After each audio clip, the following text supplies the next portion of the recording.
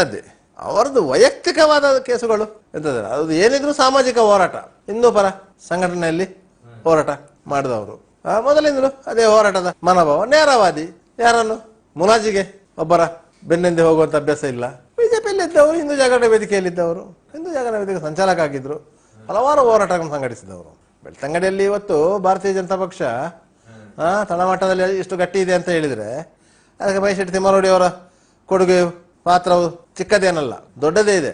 ಇವತ್ತು ಯಾರು ಶಾಸಕರಾಗ್ಲಿ ಎಂಪಿಗಳಾಗ್ಲಿ ಬೆಳ್ತಂಗಡಿಯಲ್ಲಿ ಪಕ್ಷದ ಅಸ್ತಿತ್ವವನ್ನು ಒಮ್ಮೆ ಇತ್ತು ಮತ್ತೆ ಹೋಗಿತ್ತು, ಪುನಃ ಅದನ್ನು ಉಳಿಸಿದ್ದು ಮೈಶೆಟ್ಟಿ ತಿಮ್ಮಾರೆಡ್ಡಿ ಅವರ ಹೋರಾಟ. ಅದರಲ್ಲಿ ಯಾರು ಇಲ್ಲ ಅಂತ ಹೇಳಲಿಕ್ಕಿಲ್ಲ. ಸಸ್ಪೆಂಡ್ ಆಗಿರೋದು ಎಸ್ ಪಿ ಅವರು ಇದ್ದಿದ್ರಿಂದ ಈಗ ಇದ್ದಾರಲ್ಲ ಬೆಂಗಳೂರಲ್ಲಿ DCP ಆಗಿ ಶರಣಪ್ಪ ಅವರೇ. ಈ ಪೊಲೀಸ್ ಇಲಾಖೆಯಲ್ಲಿ ಕೆಲವೊಂದು ಅಚಾತುರ್ಯಗಳು ನಡೀತದೆ. ಆದರೆ ಹಿರಿಯ ಅಧಿಕಾರಿಗಳು ಅದು ಉದ್ದೇಶಪೂರ್ವಕ ಮಾಡಿದ ಅಚಾತುರ್ಯ ಅಂತ ಎನಿಸಿಕೊಂಡು ಕಿರಿಯ ಅಧಿಕಾರಿಗಳ ಮೇಲೆ ಸವಾರಿ ಮಾಡುವುದಿದೆ.